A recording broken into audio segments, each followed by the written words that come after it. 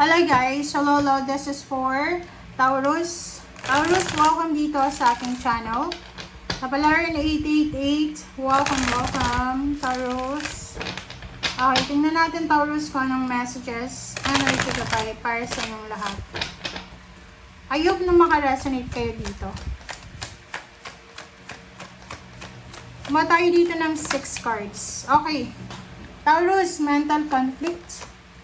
Okay, fertility.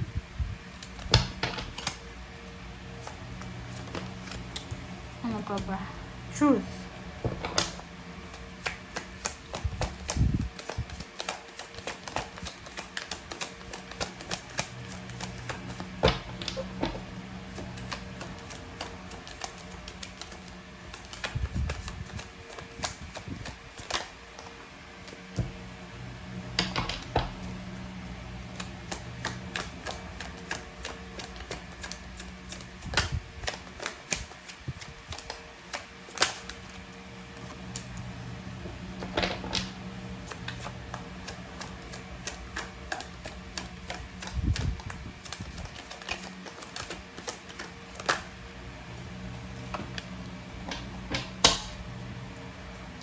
Alright.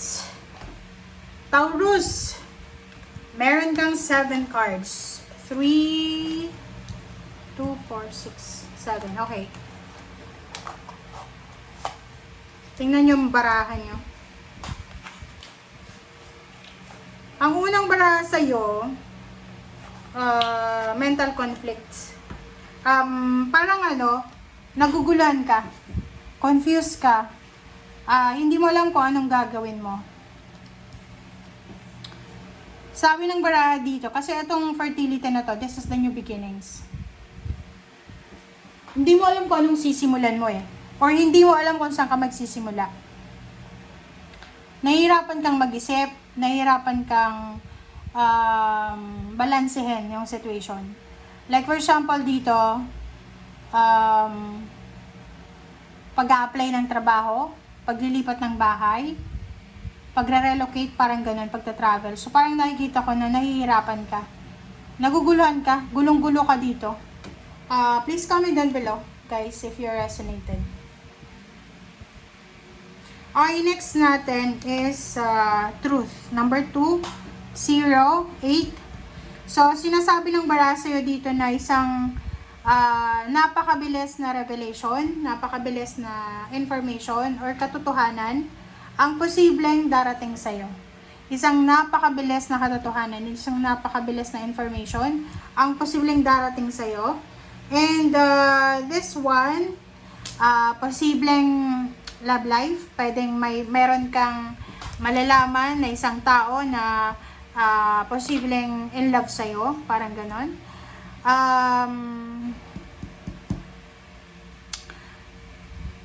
Pwedeng revelation to na yung love life mo or yung karelasyon mo ay may third party, parang ganon. So, or ikaw, pwedeng na-fall out of love ka na sa person mo, parang ganon. So, yun.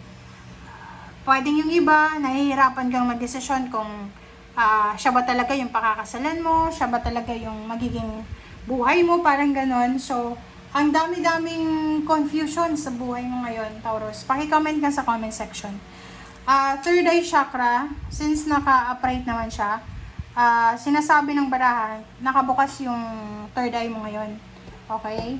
Nakabukas. Lahat ng tao may third eye, guys. And, depende lang yun kung kailan yun lalabas. Kung kailan yun mag-a-activate.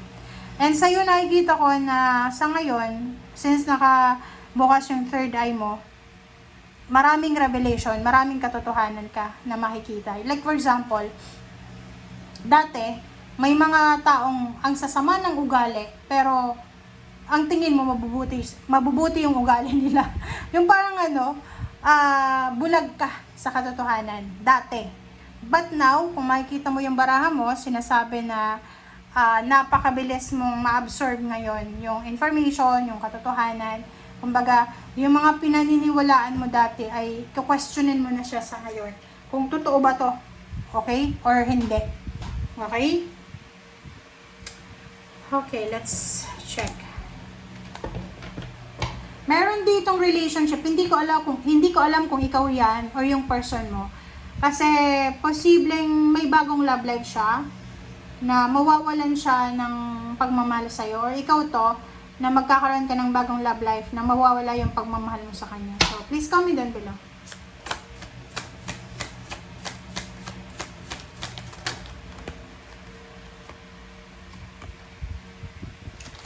Love life talaga to.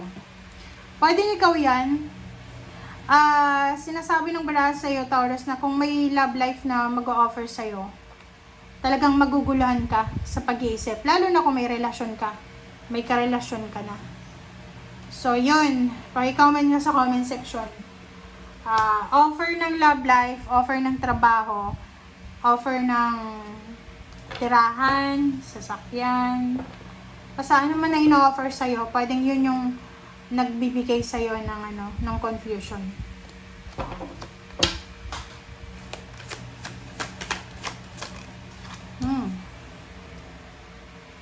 Diba? So, isang masaya, isang wonderful, huge, malaking balita na pwedeng magdala sa'yo ng contentment and accomplishment.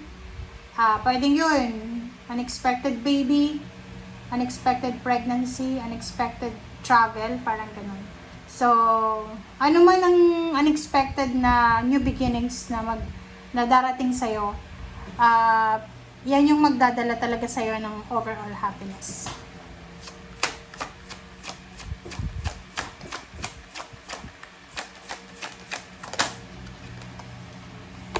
Oh, nakakaloka to.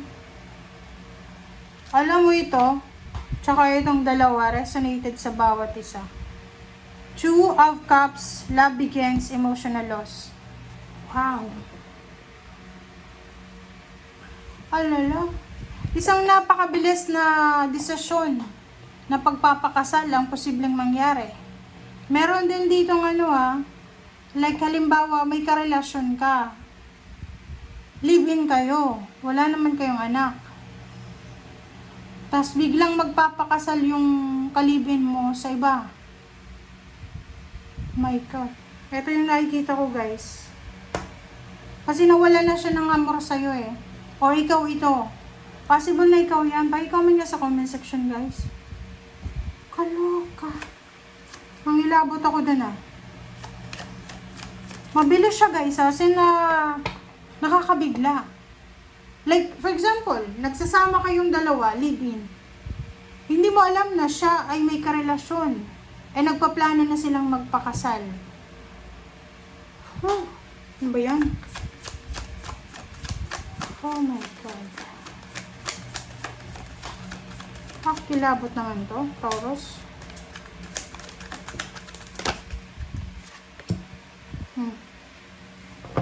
Regrets. Ito yung katotohanan eh. 'Di ba? Sabi ng baraha dito, ano man daw ito na revelation na matutuklasan mo, kahit na masaktan ka pa, yan yung katotohanan eh. Kailangan mong tanggapin. Mabilis kasi to, guys eh. Wala yung energy na to, hindi ito yung yung parang paligoy-ligoy lang. Like, yun nga sabi ko sa'yo, may magka-live-in dito eh. Eto magka-live-in sila.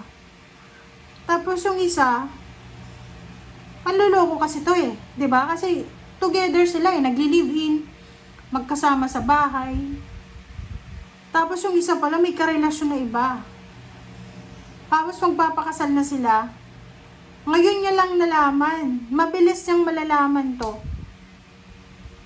Walang remorse yung taong ito na nanluloko sa'yo, na magpapakasal. Hindi ko alam nakaanggulo. Kaya pala may mental conflict dito kasi magulo yung sitwasyon mo. Ang gulo, bakit ganun? Pero,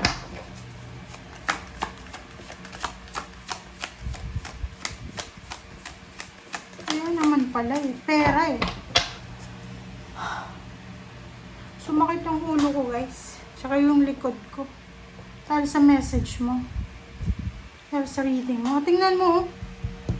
Sabi ng baraha dito, yung love life daw, magsisimula yon, o yung love life ay nagsimula dahil sa pera. Nakakaloka. So, ibig sabihin, etong taong ito, may asawa siya. Or pwedeng meron siyang, hindi pa to asawa eh, kasi magpapakasal eh. Or pwedeng may asawa, tapos meron pa siyang kausap na persona sa internet, binibigyan siya ng pera eh. Diba? Ace of Pentacles. Etong taong to, ito yung nagbibigay ng pera sa isa dito. Hindi ko alam kung ikaw yan yung binibigyan. Ikaw ba yung may third party or siya, yung person mo? Kasi there's a revelation here eh. Third eye, chakra is open eh. So, maraming revelation ang mangyayari. Lalabas yung katotohanan. Walang may tatago sa ngayon. Yung relationship na nagsimula, it's because of money. Kumbaga, nagsimula lang sila sa pa-chat-chat, tapos nangailangan ng pera yung isa, sinuporta ng isa, yun, naging sila na. Without your knowledge, or ikaw ba yan? Without the knowledge of your own. Sabi na. Talagang may kakasal dito, guys. Pakicomment nga sa comment section kung sino man yan, nakakaloka. May kakasal eh. May kakasal, pero hindi siya yung long-term relationship eh. Parang biglaan lang. Niloko, nanloko. Okay, yun na guys ang message dito kasi ang gulo. Ang hirap. Mahirap eh. Diba? Okay, so thank you guys for watching. Bye!